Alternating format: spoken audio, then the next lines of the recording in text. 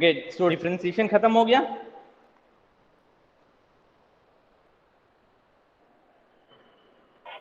Yes sir. Miscellaneous में कोई doubt है? पूरा भी बनाए नहीं है सर, बना लेंगे आज पूरा। 2 दिन गैप था निहाल। सर कल स्कूल आएंगे तो कंप्लीट करके आएंगे। अच्छा, आज भी तो स्कूल चल रहा है। Divyanshu, Divyanshu sir yes sir. Complete कर लिए miscellaneous? Yes sir. Shreyansh, yes sir. Shreyansh complete कर लिए? Yes sir. सर 2-4 क्वेश्चन है सर। पूछना है, कुछ डाउट है? सर डाउट तो सर ये लास्ट में सर ये जो है ना कौन सा? 23 हाँ, 23 इसमें डाउट है? सर हल्का इसको सर बता दीजिए ना लास्ट। अच्छा ठीक है, बता दे रहा हूँ। Sophia, yes sir. Sophia yes sir. बन गया पूरा मिसलेनियस? मिसलेनियस नो पूरा सर, बन गया? सर पूरा नहीं बन पाया अभी। कोई डाउट है अभी तक? No sir. नहीं। Okay, 23 number. और कौन आया हुआ है? सृष्टि, यस बन गया है पूरा miscellaneous? Yes sir. No sir, last का बचा है 2-3 क्वेश्चन। ओके, डाउट है किसी क्वेश्चन में?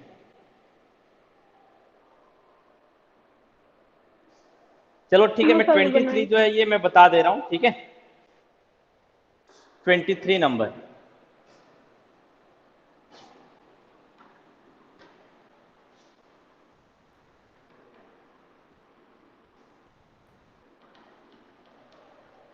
ट्वेंटी थ्री ईजी है, बन जाना चाहिए था। y is equal to a e raise to the power a cos inverse x। x का वैल्यू -1 से 1 के बीच में है, तुमको प्रूफ करना है 1 minus x square y2 minus x y1 minus a square y is equal to 0। ये proof करना है। तो y1 निकालो। y1 कितना आएगा? e raise to the power a cos inverse x। e raise to the power x का differentiation हुआ, फिर a cos इनवर्स x का डिफरेंशिएशन, तो a minus under root 1 minus x square आएगा।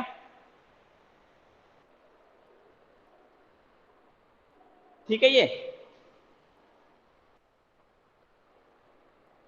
अब तुम थोड़ा सा इसको देखते हुए क्या करेंगे, इसको इधर लेके आते हैं। Under root 1 minus x square y1 is equal to minus a, और ये ऑब्जर्व करो ये तुम्हारा पूरा का पूरा y है, तो अच्छा है ना कि इसको अगर हम y लिख दें तो और भी छोटा हो गया, है ना?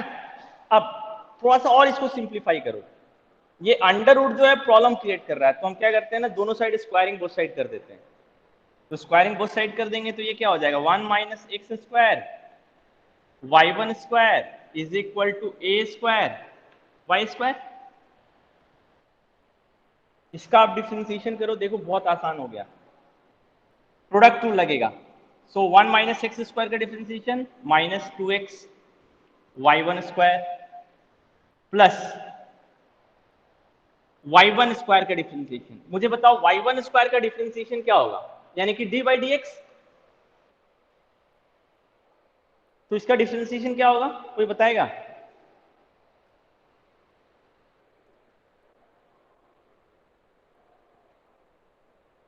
इसका डिफरेंशिएशन क्या होगा? y1। अब हम फिर से इसका डिफरेंशिएशन कर रहे हैं तो इसका डिफरेंशिएशन आएगा, हाँ 2y1 2y1 y2 y2, यही होगा इसका बाई। डिफरेंशिएशन। अब क्यों? हाँ सर, हो गया है ना, यही होगा ना इसका डिफरेंशिएशन। ये y1 स्क्वायर का डिफरेंशिएशन 2y1 और फिर y1 का डिफरेंशिएशन y2। सो y1 स्क्वायर का डिफरेंशिएशन हो जाएगा 2y1 y2। अब यहां पे आओ, a स्क्वायर y स्क्वायर का डिफरेंशिएशन 2y, फिर y का डिफरेंशिएशन y1।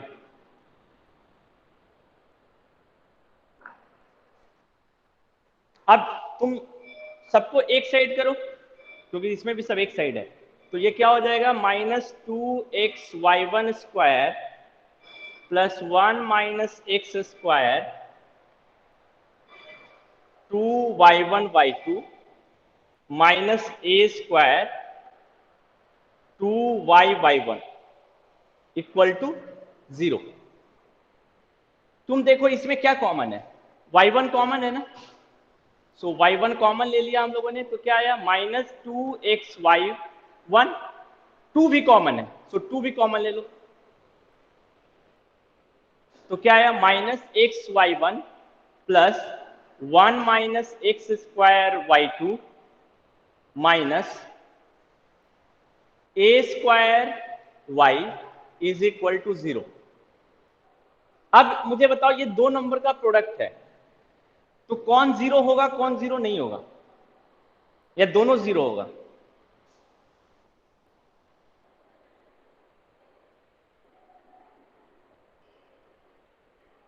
ये 0 नहीं होगा ना, 2 भी 0 के बराबर नहीं होगा, y1 भी 0 के बराबर नहीं होगा, नहीं ना होगा, क्यों? y1 का वैल्यू तो ये है, तो साफ पता चल रहा है कि y1 भी 0 के बराबर नहीं हो सकता, इसका मतलब 0 के बराबर कौन हो सकता है, ये तो प्रूफ हो गया -xy1 plus 1 - x square y2 minus a square y is equal to 0। और यही हमको प्रूफ करना था, मैच कर लो, देखो 1 - x स्क्वायर y2 है -xy1 and -a square y, so proof हो गया ना, ठीक है? कोई डाउट? No sir. सो ये कंप्लीट हो गया चैप्टर कंटिन्यूटी एंड डिफरेंशिएबिलिटी।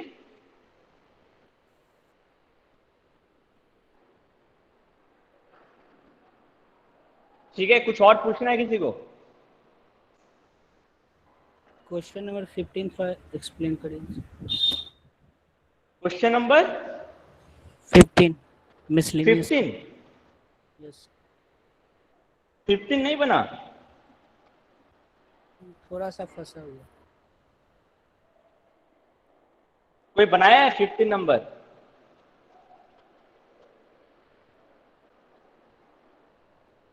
कोई 15 नंबर बनाया है या नहीं? नहीं,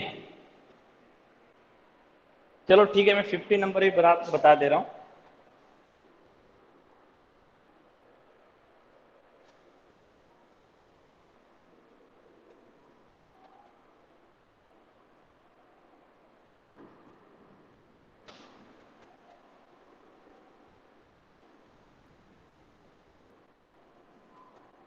फिफ्टीन नंबर देखो, x minus a square plus y minus b whole square is equal to c square, c is greater than 0। तुमको पता करना है कि ये जो टर्म है y1 स्क्वायर का होल 3/2 बाई y2, ये जो होगा इंडिपेंडेंट ऑफ x होगा, a और b होगा, यानी इसका जब वैल्यू निकालेंगे तो a और b कहीं नहीं आएगा, यही हमको प्रूफ करना है। तो y1 और y2 निकालो, y1 निकालो इससे, y1 कितना आएगा, सो इसका डिफरेंशिएशन x माइनस ए का whole square plus y minus b का whole square is equal to c square, इसका डिफरेंशिएशन करो तो 2x minus a plus 2y minus b into y1 is equal to 0, यही आएगा। यस, फिर से इसका डिफरेंशिएशन करो तो y2 का वैल्यू भी निकल जाएगा, या यहाँ से y1 का वैल्यू निकाल लो, y1 का वैल्यू कितना आएगा, यहाँ से y1 का वैल्यू आएगा minus x minus a by y minus b, है ना? 2 भी तो है सर, नीचे में 2 भी ना है। 2 कैंसिल हो जाएगा ना, ओह यस यस, हो जाएगा ना। अब ये तो हो गया y1, y2 भी निकाल लो इससे। सो y2 कितना आएगा? सो x माइनस a का differentiation 1, so minus y minus b, फिर इसका डिफ्रेंसिएशन, तो minus minus plus x minus a into y1 by y minus b का होल स्क्वायर, यही आएगा। देखो ठीक है ये।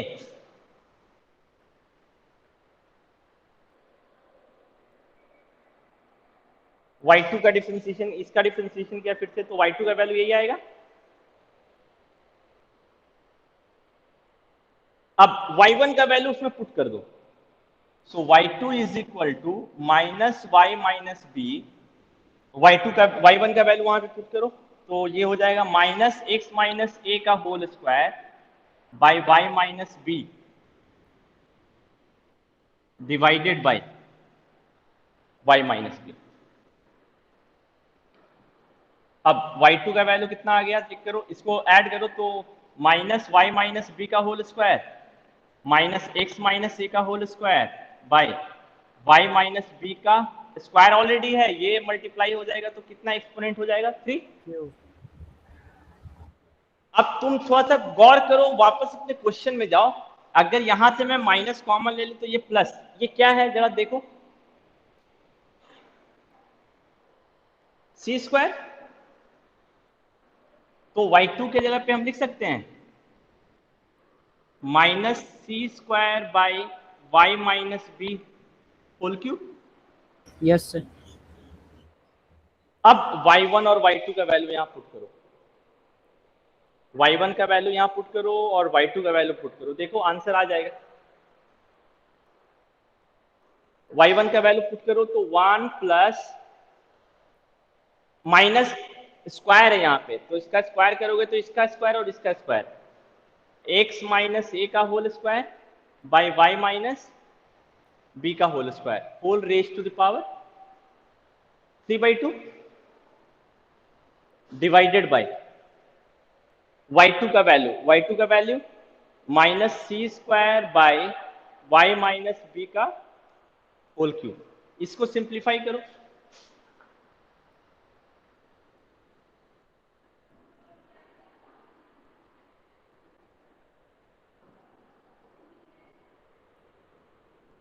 इसका सिंप्लीफिकेशन क्या होगा देखो,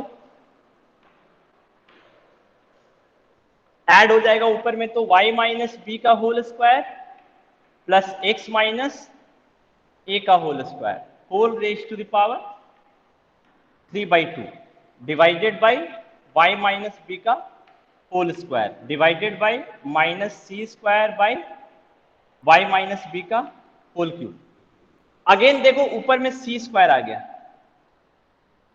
तो हम इसको लिख सकते हैं c square by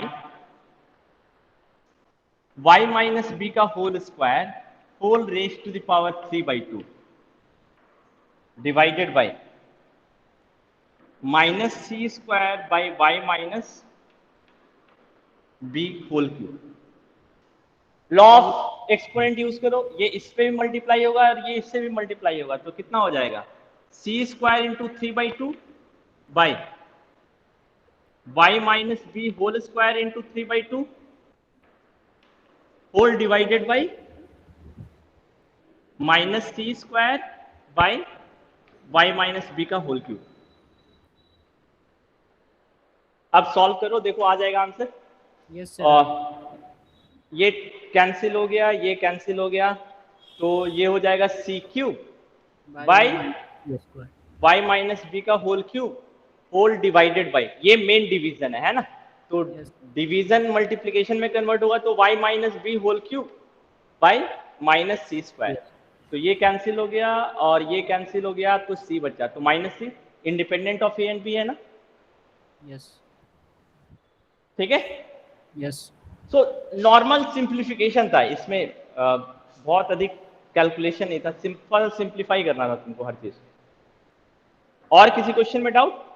no sir. और कोई क्वेश्चन पूछना है किसी को?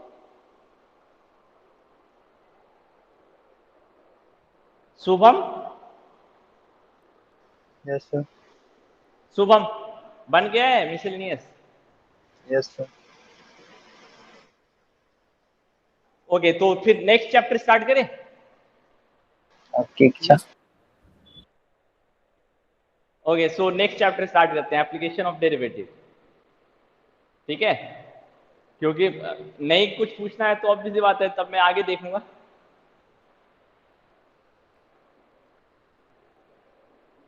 चलो नेक्स्ट चैप्टर स्टार्ट करते हैं, application of derivative.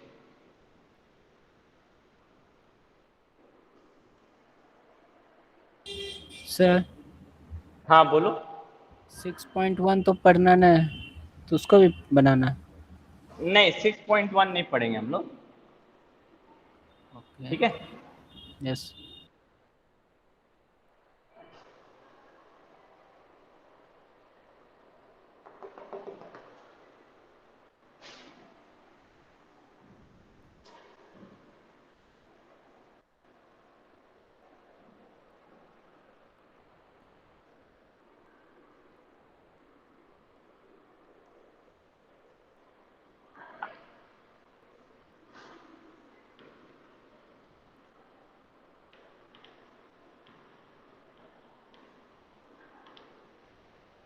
Application of derivative. Okay, इस चैप्टर में देखो, एप्लीकेशन ऑफ डेरिवेटिव में जो तुम्हारा 6.1 है ये सिलेबस में नहीं है। ठीक है, 6.1 जो है सिलेबस में नहीं है, 6.2 सिलेबस में है, इंक्रीजिंग डिक्रीजिंग फंक्शन। इसको हम लोग मोनोटोनिक फंक्शन भी बोलते हैं। ठीक है, सो हम लोग जो है 6.2 से पढ़ेंगे। 6.1 जो है ये भी अच्छा चैप्टर है, बट नहीं है सिलेबस में। 6.2 से हम लोग स्टार्ट करते हैं, एप्लीकेशन ऑफ डेरिवेटिव में इंक्रीजिंग डिक्रीजिंग फंक्शन।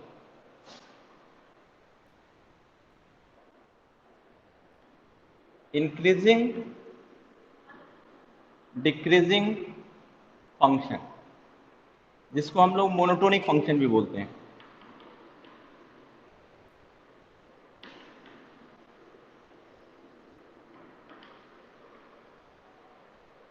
ठीक है, इंक्रीजिंग और डिक्रीजिंग। अगर फंक्शन इंक्रीजिंग है तो भी मोनोटोनिक है, डिक्रीजिंग है तो भी मोनोटोनिक है। मोनोटोनिक दोनों वर्ड को इंक्लूड करता है। ठीक है, तो पहले थोड़ा सा ग्राफिकली इसको देखते हैं, फिर हम लोग इसका मैथमेटिकल फॉर्म देखेंगे। इंक्रीजिंग फंक्शन का मतलब क्या है? मैं 4 ग्राफ ड्रॉ कर रहा हूं। ठीक है,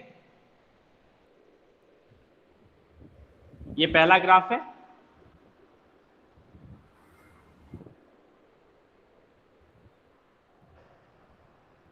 दूसरा ग्राफ,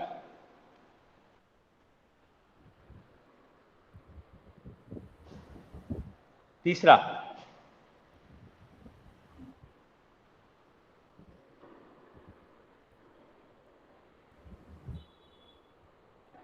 एंड आखिरी। नीचे ड्रॉ कर दीजिए सर, नहीं दिखता। हाँ, नीचे ड्रॉ कर दीजिए, दिख नहीं रहा चौथा का। मोबाइल को हॉरिजेंटल करो, मोबाइल को हॉरिजेंटल करो। फिर भी नहीं दिख रहा है सर। नहीं दिख रहा है? No sir. अभी ठीक है? अब दिख रहा है सर। ठीक है, सो ये 4 ग्राफ है।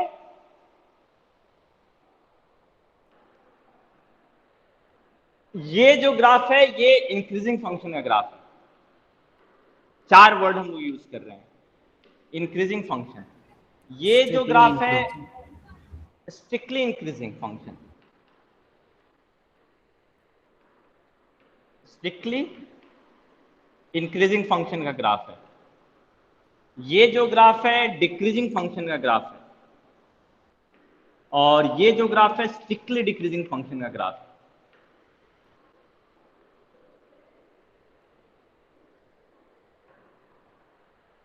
अच्छा, ये तो graphically, day to day life में भी हम लोगों ने देखा है ना कि जैसे रिटार्डेशन वर्ड हम लोग यूज करते हैं।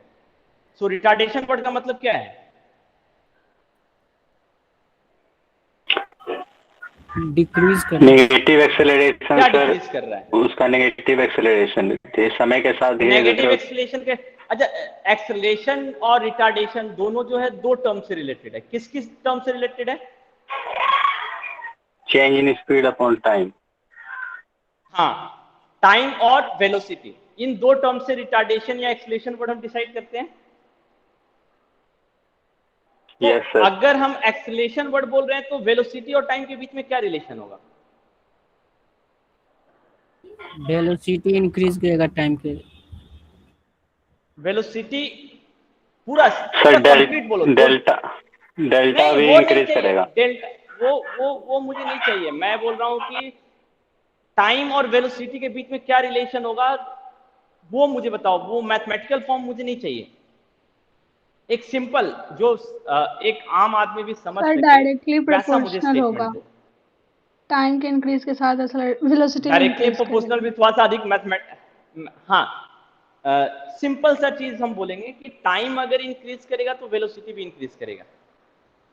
ये एक्सीलरेशन का मतलब है। Yes sir. रिटार्डेशन का मतलब क्या है? टाइम के इंक्रीज के साथ वेलोसिटी डिक्रीज करेगा। टाइम इंक्रीज करेगा तो वेलोसिटी डिक्रीज करेगा, ये है रिटार्डेशन। तो अब मुझे बताओ इस केस में टाइम का कौन सा एक्सिस होगा और वेलोसिटी का कौन सा एक्सिस होगा? सर एक्स एक्सिस होगा टाइम का और वेलोसिटी हाँ, का भी एक्सिस। वेलोसिटी को वाई एक्सिस नहीं। Yes sir. अगर तुम एक्सीलरेशन या रिटार्डेशन को पढ़ रहे हो तो तुम किस तरह के ग्राफ में पढ़ोगे? वेलोसिटी टाइम ग्राफ में पढ़ोगे ना इसको। Yes sir. ठीक है, तो जो टाइम का काम करेगा वो एक्स एक्सिस करेगा और जो वेलोसिटी का काम करेगा वो वाई एक्सिस करेगा। ठीक है, तो तुम अब यही चीज को अब इसमें देखो। इसमें क्या हो रहा है, एक्स का वैल्यू बढ़ रहा है तो वाई का वैल्यू क्या हो रहा है?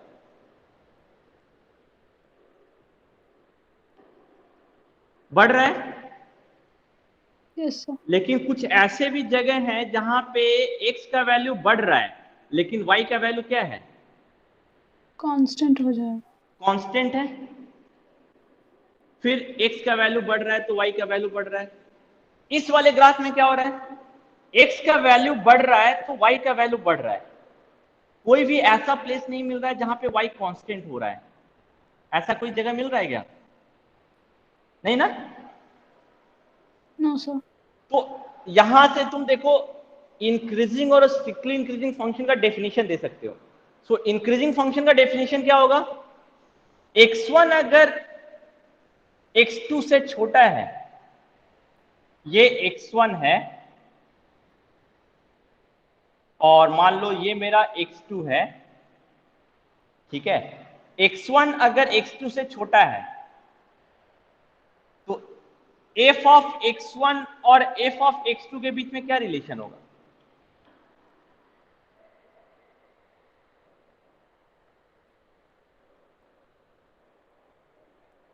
लेस सर देन और एफ इक्वल ऑफ, टू।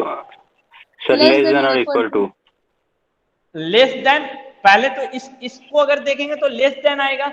लेकिन अगर यहाँ पे x1 x2 हमने ये लिया तो हमको पता चला ना कि f(x1) is less than f(x2). लेकिन अगर हमने x1 इसको लिया होता और x2 इसको लिया होता तो ये कंडीशन तो स्टिल वैलिड है। लेकिन अब ये कंडीशन वैलिड है क्या? इस केस में क्या हो रहा है, दोनों वैल्यू मेरा क्या आ रहा है, बराबर आ रहा है। यानी कि यहाँ पे इक्वलिटी साइन भी हो सकती है। सो ये जो डेफिनेशन है, यही डेफिनेशन है इंक्रीजिंग फंक्शन का। इंक्रीजिंग फंक्शन का कोई और डेफिनेशन नहीं है। इंक्रीजिंग फंक्शन का डेफिनेशन यही है कि अगर x1 का वैल्यू x2 के वैल्यू से छोटा है तो f ऑफ x1 का वैल्यू भी f ऑफ x2 के वैल्यू से या तो छोटा होगा या तो बराबर होगा। अगर तुमसे कोई इंक्रीजिंग फंक्शन का डेफिनेशन बोल रहा है, पूछ रहा है, तो तुमको ये देना पड़ेगा। इसके अलावा तुम कुछ और नहीं दे सकते। ठीक है, इसके अलावा जो भी हम देंगे ना वो उसका एक मैथमेटिकल फॉर्म है। डेफिनेशन ये है। इसी तरह स्ट्रिक्टली इंक्रीजिंग केस में देखो, इस केस में क्या होगा, x1 अगर x2 से छोटा है तो f ऑफ x1 जो है वो f ऑफ x2 से भी छोटा होगा। बराबर की इसमें पॉसिबिलिटी नहीं आएगी। आएगी बराबर की possibility? No sir. So increasing और स्ट्रिक्टली इंक्रीजिंग फंक्शन के डेफिनेशन में क्या अंतर है, ये सबको समझ में आया? Yes, sir. अब आओ डिक्रीजिंग और स्ट्रिक्टली डिक्रीजिंग के फंक्शन के डेफिनेशन में।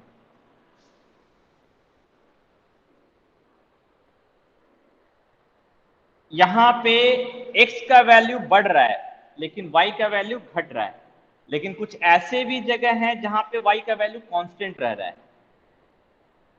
फिर हो सकता है y का वैल्यू घटने लगे। इस केस में क्या है, x का वैल्यू बढ़ रहा है तो y का वैल्यू घट रहा है, कंप्लीटली घट रहा है।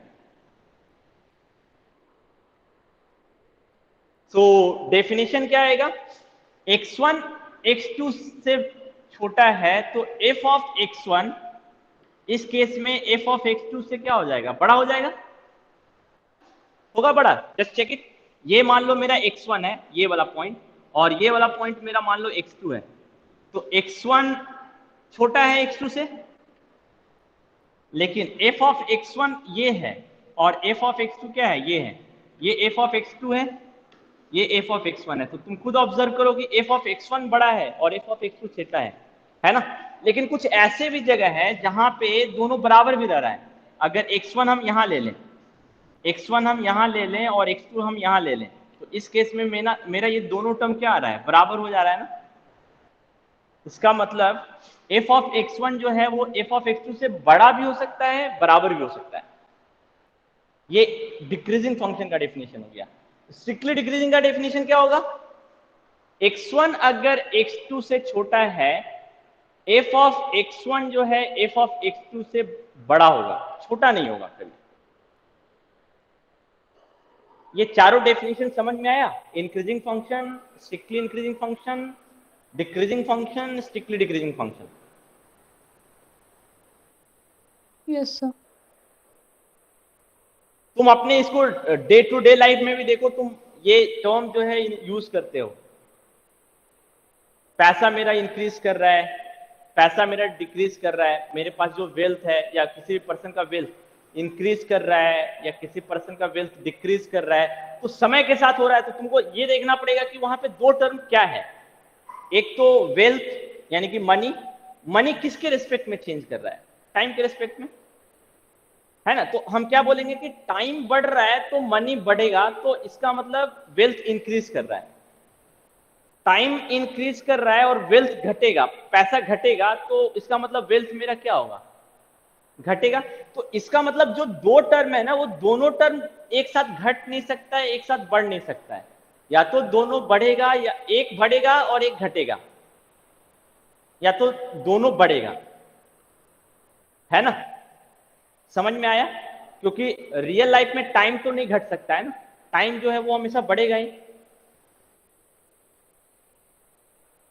समझ में आया। इंक्रीजिंग डिक्रीजिंग फंक्शन में जो दो टर्म हम रिलेट करते हैं ना, तो एक टर्म हमेशा बढ़ता जाता है, हम दूसरे जो डिपेंडेंट वेरिएबल है, तुम जैसे वेल्थ वाले एग्जांपल को मैंने लिया, तो तुम देखो वहां पे इंडिपेंडेंट वेरिएबल मेरा क्या है, टाइम, डिपेंडेंट वेरिएबल क्या है, मनी। सो जो इंडिपेंडेंट वेरिएबल है ना इंक्रीजिंग डिक्रीजिंग फंक्शन में, उसको हम कभी नहीं बोलेंगे कि वो घट रहा है, ये टर्म हम कभी यूज नहीं कर सकते। जो इंडिपेंडेंट वेरिएबल है वो हमेशा बढ़ेगा। तो हम अब देखेंगे कि उसके रिस्पेक्ट में जो मेरा डिपेंडेंट वेरिएबल है वो बढ़ेगा या घटेगा। अगर बढ़ेगा तो इंक्रीजिंग, अगर घटेगा तो डिक्रीजिंग। ये normal day to day life में भी हम लोग ये टर्म यूज करते हैं, तो उसको हम लोगों ने सिर्फ एक मैथमेटिकल फॉर्म दिया। समझ में आया?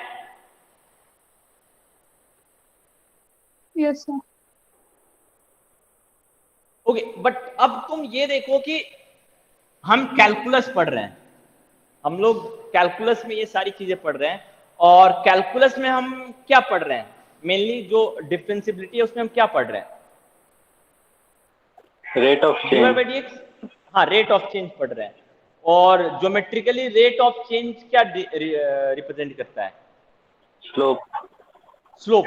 तो कैलकुलस में जो भी हम एप्लीकेशन ऑफ डेरिवेटिव में पढ़ेंगे ना, उसमें जो इंपॉर्टेंट रोल प्ले करेगा वो मेरा टेंजेंट प्ले करेगा।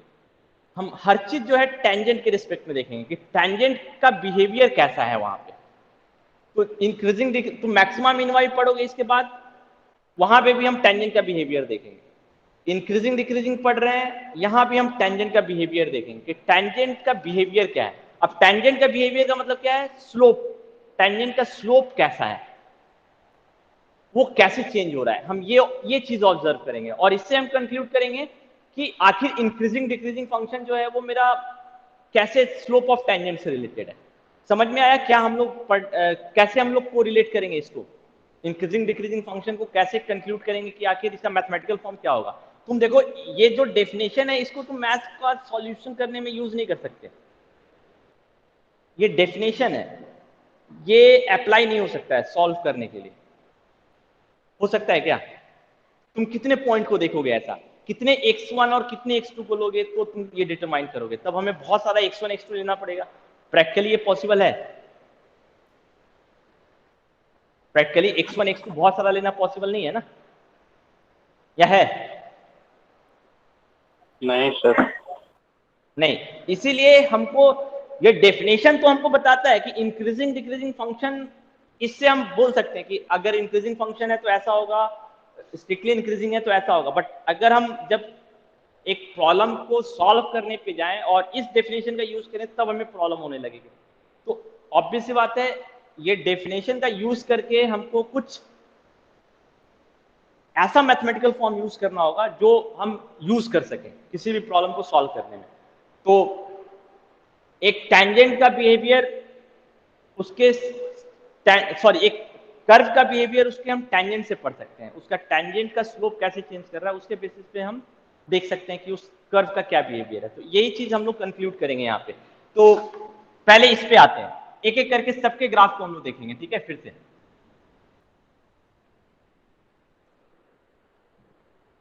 और अगर तुम इन सारी चीजों को समझोगे ना तो कैलकुलस एक ऐसा चीज है ना जो तुम नहीं भूल सकते।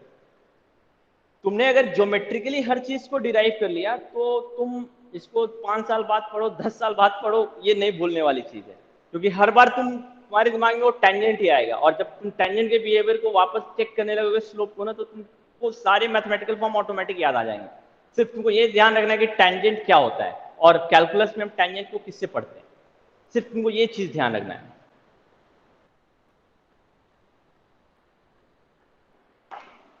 अब पहले हम लोग इंक्रीजिंग फंक्शन पे आते हैं।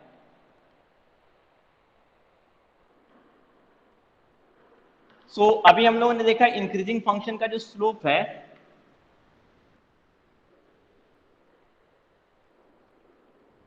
वो ऐसा दिखता है। तो हम लोग टेंजेंट के स्लोप को स्टडी करते हैं कि टेंजेंट कैसे चेंज हो रहा है। तो पहले इस पॉइंट पे टेंजेंट को ड्रॉ करो,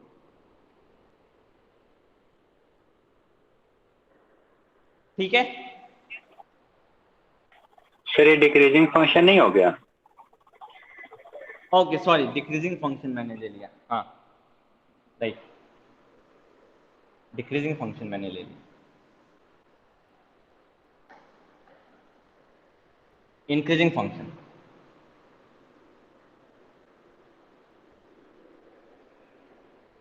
ओके। सो टेंजेंट के स्लोप को हम लोग स्टडी करते हैं। मान लो इस पॉइंट पे हम टेंजेंट पढ़ते हैं, तो टेंजेंट का स्लोप, इंक्लिनेशन कैसा है,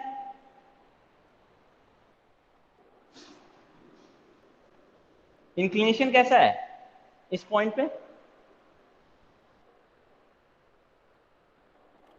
एक्यूट एंगल, एक्यूट एंगल है। So theta is less than 90 degree. थोड़ा सा और आगे चलो, इस पॉइंट पे यहां पे θ2 क्या है, एक्यूट ही है। इस Yes, पॉइंट sir. पे, इस पॉइंट पे क्या होगा inclination, 0 sir, 180 degree. Zero. Zero और इंक्लिनेशन 180 डिग्री नहीं होता है, मतलब हाँ, less than 180 degree sir, 0। Less than 180 degree, exactly zero. हाँ ठीक है सर।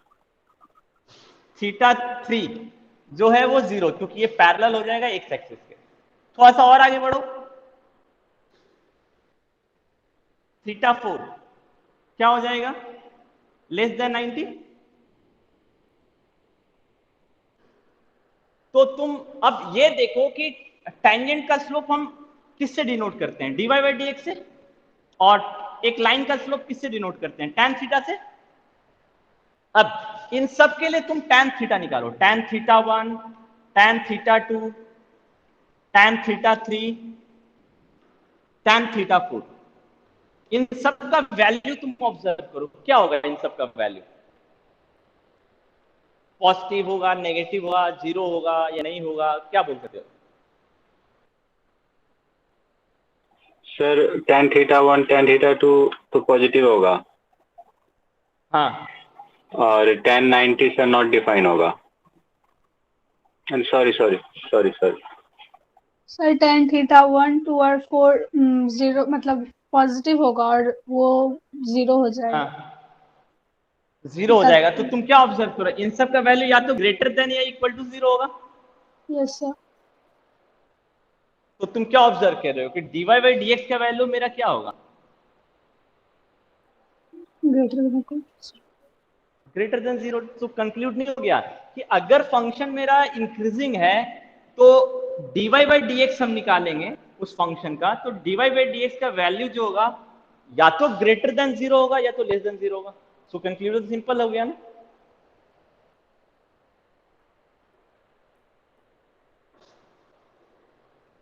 कोई कंफ्यूजन? No sir. सो पहला हम लोगों ने मैथमेटिकल फॉर्म निकाल लिया ना कि अगर फंक्शन मेरा स्ट्रिक्टली इंक्रीजिंग होगा, स्ट्रिक्टली इंक्रीजिंग नहीं, इंक्रीजिंग होगा, तो अगर हम उसका dy बाई dx को स्टडी करेंगे ना तो उसका dy बाई dx या तो पॉजिटिव होगा या तो इक्वल टू जीरो होगा, नेगेटिव नहीं हो सकता है। कोई कंफ्यूजन? No sir. ठीक है, सो ये मेरा इंक्रीजिंग फंक्शन का कंक्लूजन है। Now come to strictly increasing.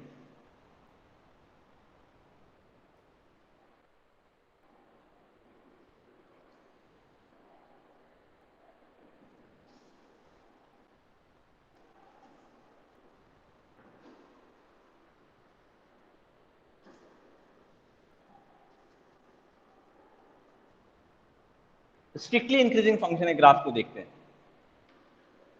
So strictly increasing function का ग्राफ कैसा था, ऐसा। अगेन हम लोगों ने क्या डिसाइड किया है कि टेंजेंट के स्लोप से हम लोग स्टडी करेंगे कि इसका ग्राफ और टेंजेंट ऑफ स्लोप के बीच में क्या रिलेशन है। सो इस पॉइंट पे टेंजेंट का स्लोप निकाला, एक्यूट एंगल। इस पॉइंट पे टेंजेंट का स्लोप निकाला, सॉरी इंक्लिनेशन पता किया टेंजेंट का, तो एक्यूट एंगल। इस पॉइंट पे टेंजेंट का इंक्लिनेशन निकाला तो एक्यूट एंगल। किसी भी पॉइंट पे टेंजेंट का इंक्लिनेशन निकालेंगे तो एक्यूट एंगल ही आ रहा है, यानी कि tan theta 1, tan theta 2, tan theta 3, tan theta 4, सबका वैल्यू जो होगा वो पॉजिटिव होगा। इसका मतलब क्या है, dy बाई dx, ये सब क्या डिनोट कर रहे हैं, dy by dx, dy by dx का वैल्यू ग्रेटर देन जीरो होगा। यानी कि फंक्शन मेरा अगर स्ट्रिक्टली इंक्रीजिंग है तो dy बाई dx का वैल्यू ग्रेटर देन जीरो होगा। ध्यान करो कि जो मेरा इंक्रीजिंग था उसमें dy बाई dx का वैल्यू ग्रेटर देन और इक्वल टू जीरो था। इन स्ट्रिक्टली इंक्रीजिंग केस में dy बाई dx का वैल्यू इक्वल टू जीरो भी नहीं हो सकता है, सिर्फ ग्रेटर देन जीरो ही हो सकता है। समझ में आया ये चीज? Yes yes sir.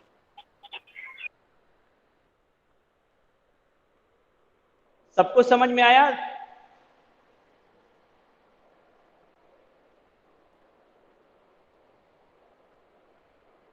सबको समझ में आया ना? बाकी सब लोग जवाब नहीं दे रहे हो। दिव्यांशु समझ में आया?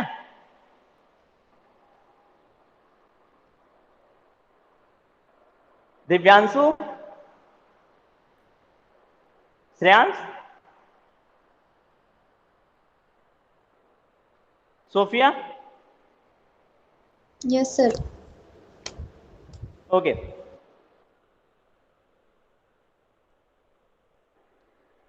सो अब चलो पहले आज इसी दोनों को रह देते हैं। तुम मुझे ये बताओ कि क्लास 11th में जितने भी ग्राफ तुम लोग पढ़े हो, कुछ ऐसे ग्राफ बता सकते हो जो स्ट्रिक्टली इंक्रीजिंग है या इंक्रीजिंग है या डिक्रीजिंग है या स्ट्रिक्टली डिक्रीजिंग है? ऐसा कोई ग्राफ मिला है 10 और 11th और 12th में?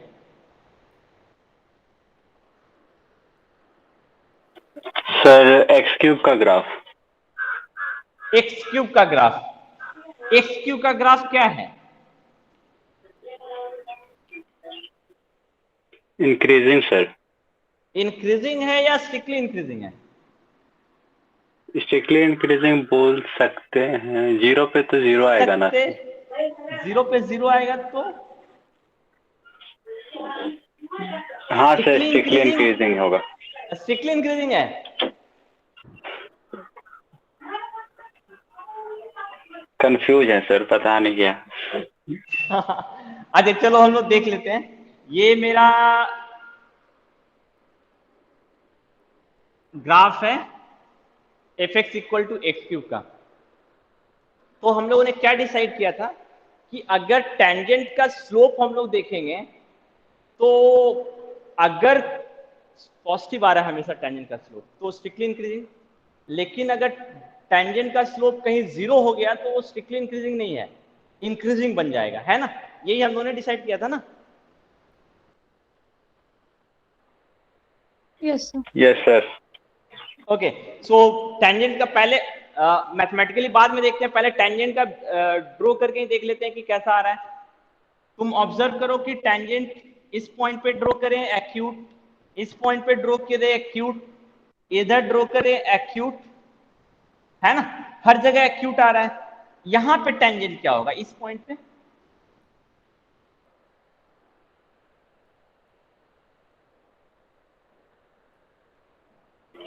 जीरो होना चाहिए सर।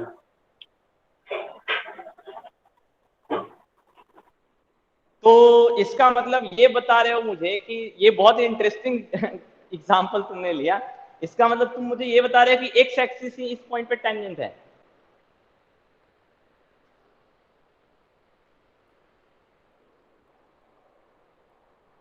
सर टेंजेंट तो क्रॉस करता नहीं है ना, तो ये तो क्रॉस कर जाएगा नहीं, उसको। मैंने तुमको जो पूछा पहले मुझे उसका जवाब दो, उसके बाद मैं उस पर आऊंगा। तो तुम मुझे बोल नहीं रहे हो सर, इसका मतलब एक्स एक्स, एक्स एक्सिस तो नहीं है सर, क्योंकि उसको क्रॉस कर जाएगा। तो कौन है इस पॉइंट पे टेंजेंट? कौन है? Not defined sir. टेंजेंट हमको इस तो नहीं पॉइंट पे दिख रहा। डिफाइन नहीं है। टेंजेंट इस पॉइंट पे डिफाइन नहीं, यानी कि तुम मुझे बोल रहे हो कि ये फंक्शन डिफरेंशिएबल नहीं है। सर हाँ, ये कौन सा डिफरेंशिएबल फंक्शन तो है? है सर। और डिफरेंशिएबल है क्यों? ये पोलिनोमियल फंक्शन है और हमने पढ़ा है कि polynomial function is differential everywhere.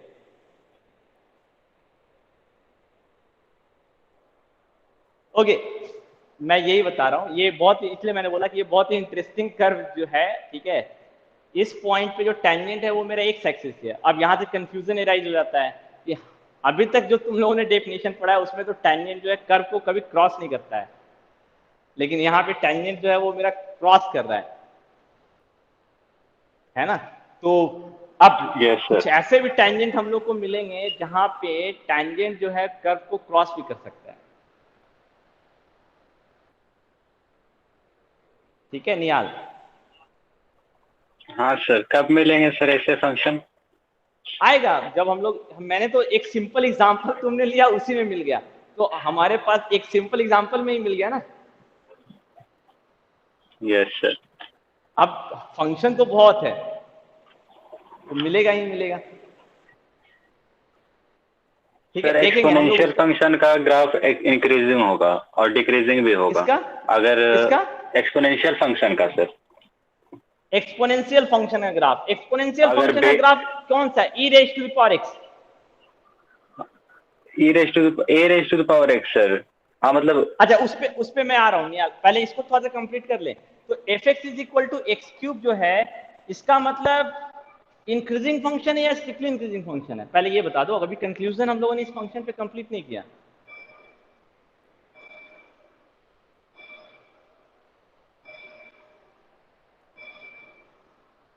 ये इंक्रीजिंग फंक्शन है या स्ट्रिक्टली?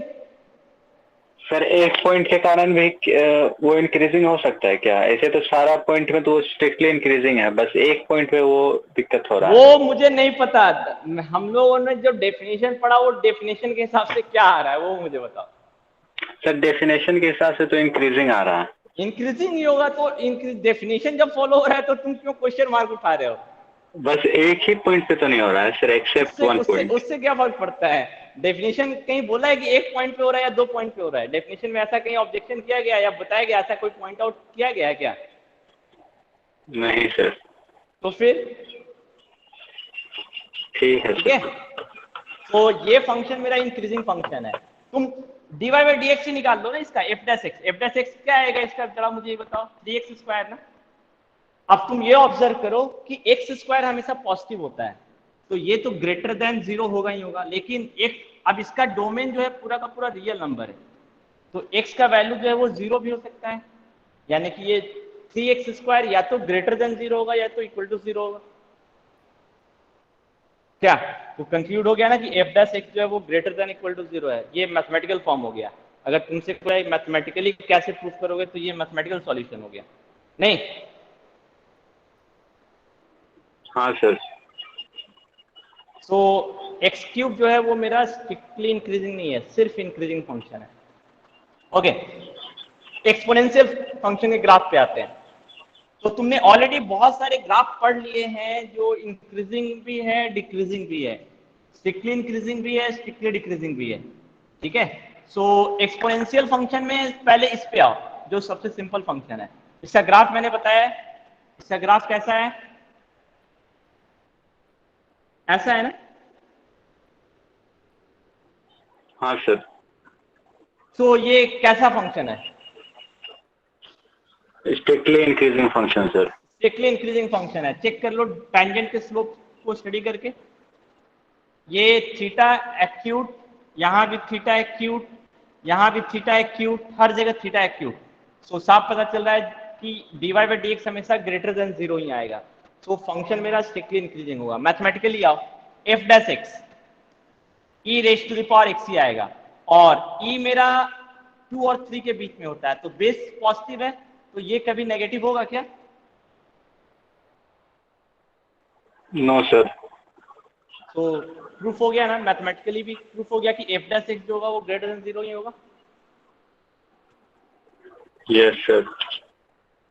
सो स्ट्रिक्टली ये फंक्शन मेरा स्ट्रिक्टली इंक्रीजिंग है। सो क्या कंक्लूड कर रहे हो कि अगर f x is equal to a raise to the power x पे आए तो कब ये फंक्शन मेरा स्ट्रिक्टली इंक्रीजिंग होगा, बता सकते हो?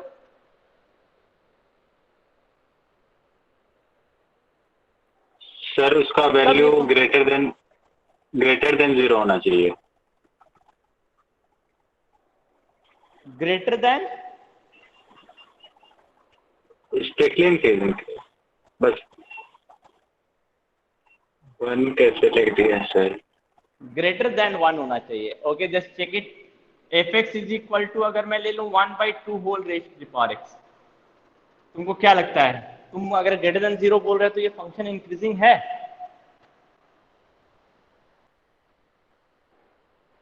हम लोगों ने ग्राफ डिस्कस किया था, उसमें हम लोगों ने डिस्कस किया था कि ए का वैल्यू जो होता है वो अगर 0 से 1 के बीच में है तो फंक्शन मेरा डिक्रीजिंग होगा, तब ये एक्सपोनेंशियल फंक्शन क्या होगा? डिक्रीजिंग होगा। इसका ग्राफ कैसा होगा?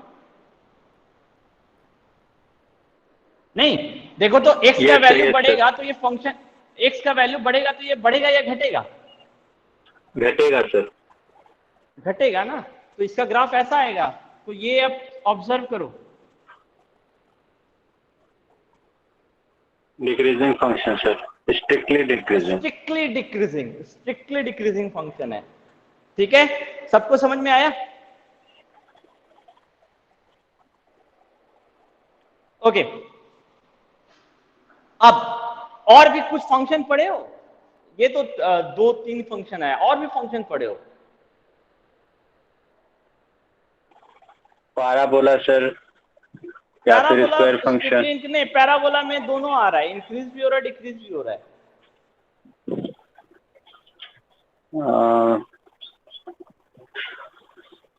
सर मैक्सिमम में तो इंक्रीज और डिक्रीज दोनों हो रहा है। Square root fx is function equal sir, to- सबसे सबसे सिंपल ग्राफ क्यों भूल जाते हो? Identity function. F x equal to x. हाँ, fx is equal to x सबसे सिंपल फंक्शन, सबसे पहले एग्जांपल तो उसी का आना चाहिए था। fx is equal to x, ये क्या है, कैसा फंक्शन है ये? Strictly increasing. क्यों? f डैश एक्स निकालो, कितना आएगा? 1। 1 हमेशा ग्रेटर देन 0 होता है ना, तो f dash x greater than 0 है, इसका मतलब ये फंक्शन मेरा क्या है?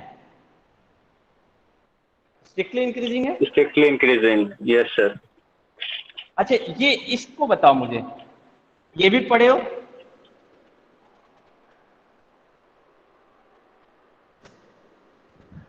अगर इसको हम स्टडी करना चाहते हैं इंक्रीजिंग डिक्रीजिंग के टर्म में, तो क्या होगा? ये स्ट्रिक्टली इंक्रीजिंग है, स्ट्रिक्टली डिक्रीजिंग है, नहीं सर है, कुछ भी क्या है? इंक्रीजिंग कह सकते हैं, बट कहीं कहीं तो उसका ग्राफ टूट जा रहा है ना सर।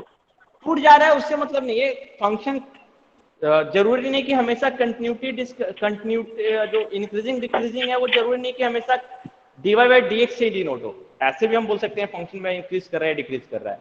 तो ये जो फंक्शन है ये मेरा क्या है? इंक्रीज करेगा sir, increasing function. Increasing function. Increasing function है। क्यों? कहीं कहीं ये बराबर भी आता है y का वैल्यू, यस सर। नहीं, और अदरवाइज जैसे वैल्यू जो है 2.1 और 2.2। x के बढ़ने से y का वैल्यू बढ़ रहा है, तो ये इसका जो इस ग्राफ को हम बोलेंगे इंक्रीजिंग फंक्शन है ये। ठीक है, यस सर। तो इंक्रीजिंग डिक्रीजिंग का कॉन्सेप्ट समझ में आया ना?